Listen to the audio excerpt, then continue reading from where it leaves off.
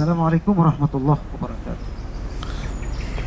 Alhamdulillah, wassalatu wassalamu ala rasulillah Sayyidina Muhammad ibn Abdullah wa ala alihi wa sahbihi wa man tabi'ahu wa walah, amma ba'd.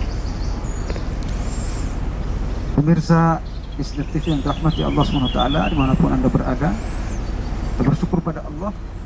Pada hari ini kita sudah masuk hari 19 dari bulan Ramadan. Tidak terasa memang waktu berjalan begitu cepat. Pada kesempatan ini kita akan melihat bagaimana ajaran zakat, bagaimana pesan zakat dalam Al-Quran terkait dengan Ramadan. Kita sebelumnya telah membahas bagaimana Rasulullah SAW begitu dermawan dalam Ramadan, bahkan lebih dermawan dari angin bertiup. Perintah zakat, saudara, berulang kurang lebih 85 kali dalam Al-Quran, dan berbarengan dengan perintah salat, wa aqimus shalah wa atuz zakat. Perintah zakat ini, kalimat zakat itu dalam Al-Quran berulang 85 kali. Dan zakat merupakan rukun ketiga dari rukun Islam.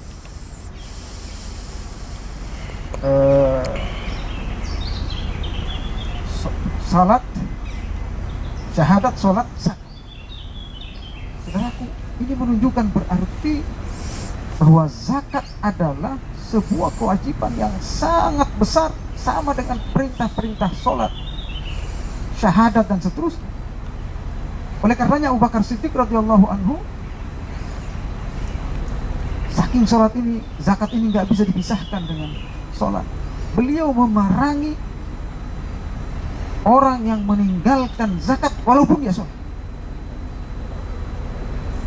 karena memang perintahnya wajib, saudara. Al-Quran memerintahkan kita untuk berzakat banyak sekali dalam Al-Quran.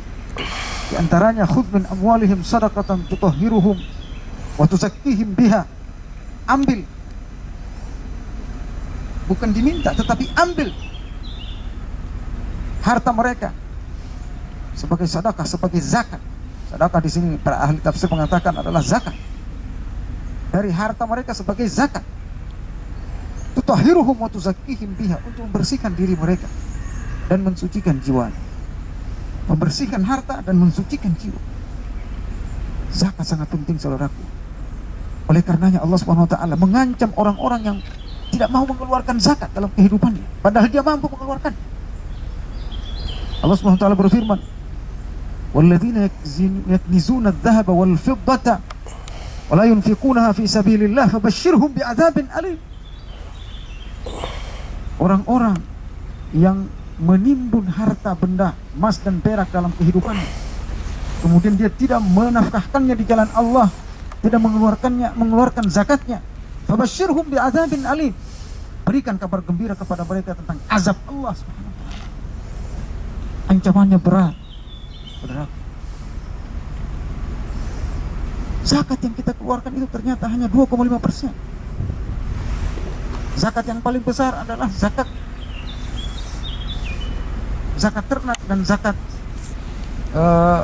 barang temuan, 20%. Selain itu zakatnya kecil semuanya. Bandingkan dengan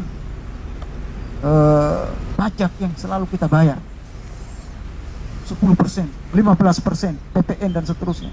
Apalagi di negara Belanda ini sampai 50% zakat, pajak. Kita hanya membayar 2,5% hak Allah SWT. Dan dia memiliki zakat itu memiliki nisab dan haul. Nisab adalah kadar minimal kemampuan seseorang untuk membayar zakat, sementara haul adalah waktu untuk membayar zakat. Ada yang setahun, ada yang sebulan, ada yang ketika menemukan. Saudaraku, kriteria zakat itu sangat ketat. Tidak semua orang bisa mengeluarkan zakat. Zakat paling minimal yang bisa kita keluarkan adalah zakat profesi. Misalnya, ketika kita memiliki profesi guru, PNS dan sebagainya, dokter misalnya, konsultan dan sebagainya, kalau kita memiliki profesi ini, kita mendapatkan gaji dari profesi itu, senilai 600 kg beras lebih, dikalikan dengan 10.000 rupiah, ya kurang lebih 4 jutaan hasil penghasilan kita dalam sebulan.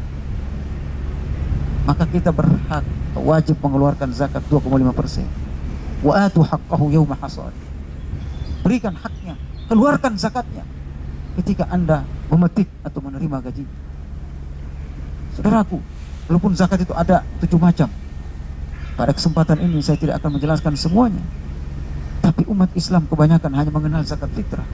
Padahal di sana zakat mal, ada zakat mal yang terbagi menjadi 3 lagi.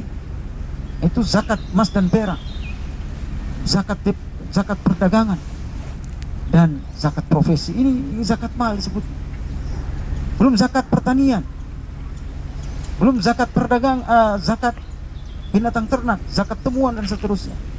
Saudaraku, semua ini memiliki ketentuan-ketentuan zakat yang sangat ketat, sehingga kita tidak terzolimi dengan kewajiban zakat. Sangat sedikit dibanding dengan kewajiban kita membayar pajak.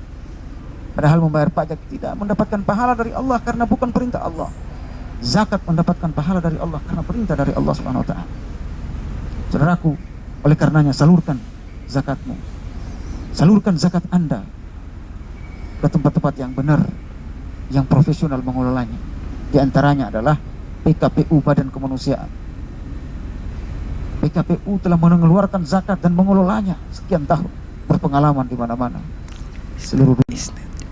Semoga ini bisa memberikan pemahaman yang jelas tentang zakat ini, saudaraku, dan kita menjadi hamba-hamba yang taat pada Allah Subhanahu wa ta'ala.